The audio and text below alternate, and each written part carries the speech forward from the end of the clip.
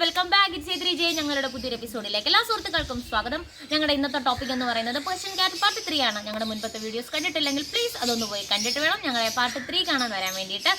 അപ്പോൾ ഞങ്ങളുടെ ഇന്നത്തെ ടോപ്പിക് എന്ന് പറയുന്നത് ഒരു ഇൻട്രസ്റ്റിംഗ് ആണ്, റെക്കമെൻഡഡ് ആണ്, ഭയങ്കര ഇൻഫോർമേറ്റീവ് ആണ്, അതുപോലെ ഒരു ഭയങ്കര യൂസ്ഫുൾ ആയിരിക്കും. അപ്പോൾ ഞങ്ങളുടെ ഇന്നത്തെ വീഡിയോ എന്ന് പറയുന്നത് വേറൊന്നുമല്ല, പേർഷ്യൻ ക്യാറ്റിൻ്റെ സിസേറിയൻ ആണ്. അപ്പോൾ എൻ്റെ വിഷ്വൽ ഉൾപ്പെടെ ഞങ്ങളിതിൽ ആഡ് ചെയ്യുന്നുണ്ട്. പ്ലീസ് നിങ്ങൾ സ്കിപ്പ് ചെയ്യാതെ വാച്ച് ചെയ്യുക. അതുപോലെ തന്നെ ഞങ്ങളുടെ വീഡിയോസ് നിങ്ങൾക്ക് ഇഷ്ടപ്പെടുകയാണെങ്കിൽ ലൈക്ക് ചെയ്യുക. അതുപോലെ തന്നെ നിങ്ങളുടെ ഇത് ഇഷ്ടപ്പെടുന്ന സുഹൃത്തുക്കൾക്കൊന്ന് ഷെയർ ചെയ്തേക്കുക. പിന്നെ അതുപോലെ തന്നെ മറക്കാതെ ഒന്ന് സബ്സ്ക്രൈബ് ചെയ്തേക്കുക. ബെൽ ബട്ടൺ നമ്മുടെ നോട്ടിഫിക്കേഷൻ ബട്ടണിൽ പ്രസ് ചെയ്യുമ്പോൾ ഓൾ ഇടാൻ വേണ്ടിയിട്ട് മറക്കരുത്. അത് ഇട്ട് കഴിഞ്ഞാൽ മാത്രമേ ഞങ്ങളിടുന്ന വീഡിയോസ് അപ്പോഴപ്പോഴായിട്ട് നിങ്ങൾക്ക് അപ്ഡേറ്റ് ആയിട്ട് നിങ്ങൾക്ക് വരത്തുള്ളൂ. ഓക്കെ, അപ്പോൾ നമുക്ക് എന്തായാലും സംസാരിച്ച് സമയം കളയാനില്ല. നമുക്ക് എന്തായാലും നമ്മുടെ വീഡിയോയിലേക്ക് കിടക്കാം. നമ്മളൊരു സിസേറിയൻ എന്ന് കേട്ട് കഴിഞ്ഞാൽ പെട്ടെന്ന് പേടിക്കേണ്ട കാര്യമൊന്നുമില്ല. ഞാനിത് എടുത്തു പറയാൻ കാരണം ഞാൻ ഭയങ്കരമായിട്ട് പേടിച്ച ഒരാളാണ്. അപ്പോൾ ഞങ്ങളുടെ ക്യാറ്റ്സിൽ ആദ്യമായിട്ടൊരു സിസേറിയൻ 65 ഡേ കഴിഞ്ഞിട്ടും പുള്ളിക്കാരി ഡെലിവറി ആവുന്നില്ല. ഞാൻ ആകെ പേടിച്ചെന്ന് വെച്ചാൽ ഞാൻ മൊത്തത്തിൽ വരേണ്ട ഒരു അവസ്ഥയും ഞാൻ വെളുത്തു. അങ്ങനെ എനിക്ക് ഭയങ്കര പേടിയാണ് കേട്ടോ ഈ സർജറി എന്നൊക്കെ പറയുന്നത്. അങ്ങനെ പുള്ളിക്കാരിയെ കൊണ്ട് ഞാൻ ഹോസ്പിറ്റലിൽ കൊണ്ടുപോയി സോണോഗ്രഫി ചെയ്തപ്പോഴൊക്കെ ഡേറ്റ് ആയി.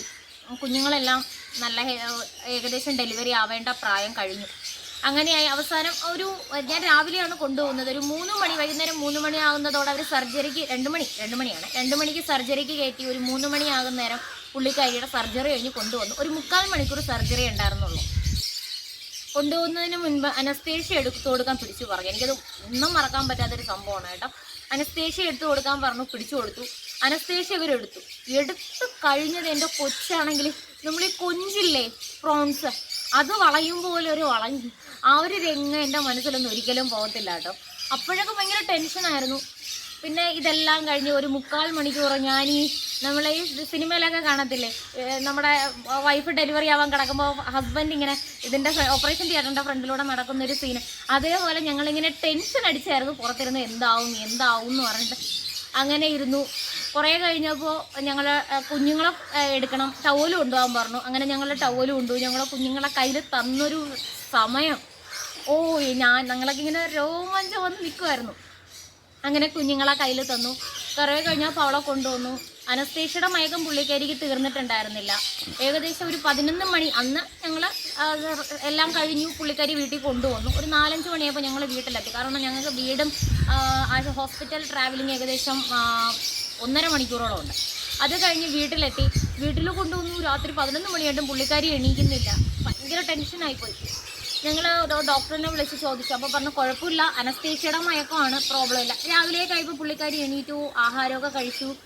പിന്നെ 7 ദിവസത്തെ ആൻറ്റിബയോട്ടിക് ഇഞ്ചക്ഷൻ ഉണ്ട്. സോ അതിന് ഞങ്ങൾ 7 ദിവസം കൊണ്ടുപോയി ഇഞ്ചക്ഷനൊക്കെ എടുത്തു. ഇഞ്ചക്ഷൻ എടുത്ത് കഴിയുമ്പോൾ ഈ ട്രാവൽ, ഞങ്ങൾ തിരിച്ചു വരുന്ന ട്രാവലുണ്ട്, അത് പുള്ളിക്കാരി നല്ല ടയേർഡ് ആവുന്നുണ്ടായിരുന്നു. പക്ഷെ എന്തൊക്കെ പറഞ്ഞാലും പുള്ളിക്കാരി ഇപ്പം നല്ല ഹെൽത്തിയാണ്. ഞാനിപ്പോൾ നല്ല കോൺഫിഡൻ്റ് ആണ്. കാരണം വേറെ പേടിക്കാനൊന്നുമില്ല. അപ്പോൾ എൻ്റെ എക്സ്പീരിയൻസ്, എനിക്കുണ്ടായ ഒരു ചെറിയൊരു എക്സ്പീരിയൻസ് ഈ ഒരു വീഡിയോ വഴി ഞാൻ നിങ്ങളുമായിട്ട് ഷെയർ ചെയ്യാൻ ആഗ്രഹിച്ചതാണ്. കാരണം സിസേറിയൻ, സാധാരണ പേർഷ്യൻ ക്യാറ്റ്സിൽ ഇപ്പോൾ സിസേറിയൻ വരാറുണ്ട്.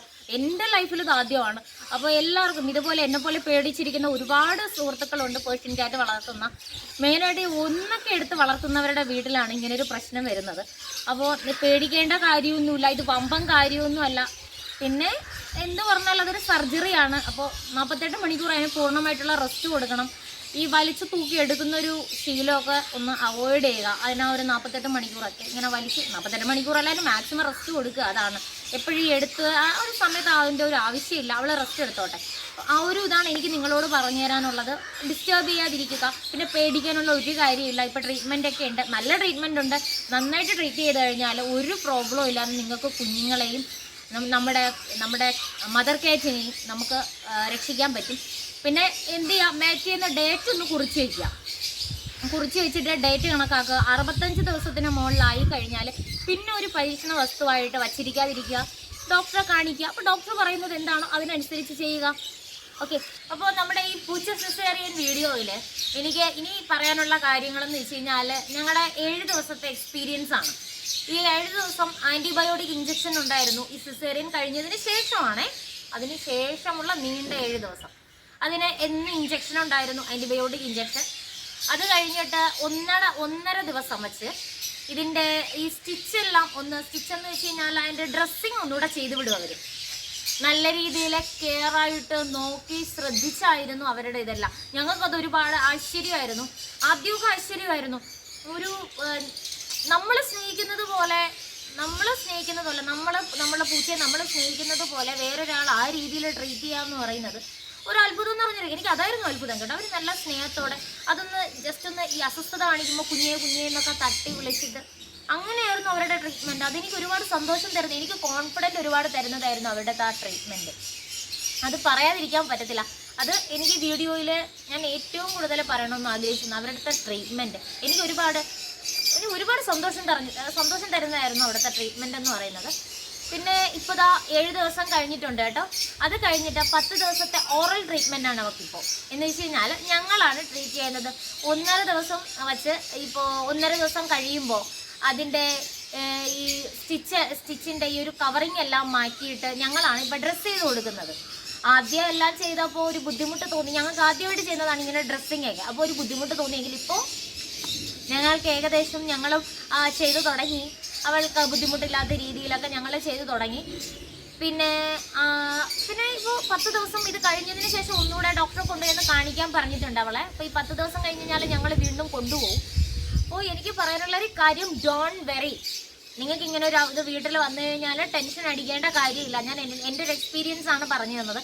അപ്പോൾ നിങ്ങൾക്കും ഇതുപോലെയൊക്കെ തന്നെ ആയിരിക്കും. നിങ്ങൾക്ക് ഇതൊരു പുതിയ അനുഭവമായിരിക്കും.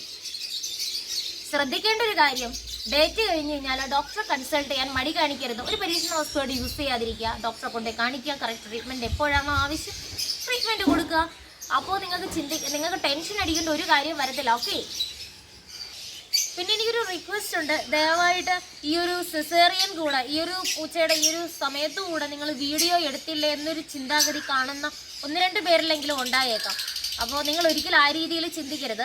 കാരണം ഞങ്ങൾക്ക് ആ സമയം നിങ്ങൾ ചിന്തിക്കും പോലെ വളരെ ടെൻസ്ഡ് ആയിരുന്നു ഞങ്ങൾ ആ ടൈമിൽ. എങ്കിലും ഞങ്ങളുടെ ഈ ഒരു വീഡിയോ ആർക്കെങ്കിലും യൂസ്ഫുൾ ആകുന്നെങ്കിലും, കാരണം ഒരുപാട് പേര് പറഞ്ഞിട്ടുള്ളതാണ് ആ സമയം ഭയങ്കര ടെൻഷനാണ്.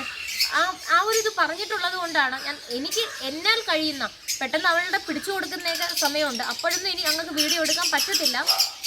എങ്കിലും ഞങ്ങളാൽ കഴിയുന്ന രീതിയിൽ ആർക്കെങ്കിലും ഞങ്ങളുടെ ഈ വീഡിയോ യൂസ്ഫുൾ ആവുന്നെങ്കിൽ ആയിക്കോട്ടെ എന്ന് കരുതിയിട്ടാണ് ഞങ്ങൾ ഈ വീഡിയോ എടുത്തത്. ഒരിക്കലും അത് ചെയ്ത് ആ ഒരു റീച്ച് നേടാനോ ആ ഒരു തിങ്കിങ് ഞങ്ങളുടെ മൈൻഡിലേ വന്നിട്ടില്ല. സോ ഇങ്ങനെ ചിന്തിക്കുന്ന കുറച്ച് പേരുണ്ടെന്ന് എൻ്റെ അടുത്ത് ഞാൻ ഈ വീഡിയോ എടുക്കുന്ന പുള്ളിക്കാരനാണ് പറഞ്ഞത്. അങ്ങനെ കൂടെ ഒന്ന് നോട്ട് ചെയ്തോ, കാരണം അങ്ങനെ ചിന്തിക്കുന്നവരുണ്ടെന്ന്. സോ ഒരിക്കലും അങ്ങനെ ചിന്തിക്കരുത്. ഒരിക്കലും ആ ഒരു അർത്ഥത്തിലല്ല ഞങ്ങൾ ഈ വീഡിയോ ചെയ്യുന്നത്. ഓക്കെ. അപ്പോൾ അടുത്ത് നിങ്ങൾക്ക് ഇതുപോലെ നല്ല രീതിയിൽ യൂസ്ഫുൾ ആവുന്ന ഒരു വീഡിയോയുമായിട്ട് ഞങ്ങൾ വീണ്ടും കണ്ടുമുട്ടുന്നതായിരിക്കും. അപ്പോൾ മറ്റൊരു വീഡിയോയുമായി കാണുന്നത് വരെ ബൈ ബൈ.